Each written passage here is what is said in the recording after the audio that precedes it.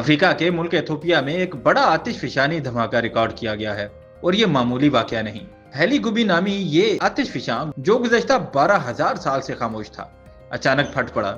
دھماکے کے نتیجے میں اٹھنے والا دھواں اور راکھ 46,000 فٹ کی بلندی تک پہنچ گئی، جو تجارتی طیاروں کی عام پروازوں سے بھی بہت اوپر ہے۔ ماہرین کے مطابق راکھ کے یہ بادل تیزی سے پھیلتے ہوئے یمن، عمان، بھارت اور شمالی پاکستان تک پہنچ چکے ہیں۔ خصوصی فضائی مشاہدے میں بتایا گیا ہے کہ گوادر کے جنوب میں 60 ناٹیکل میل دور تک آتش فشانی راکھ واضح طور پر دیکھی گئی۔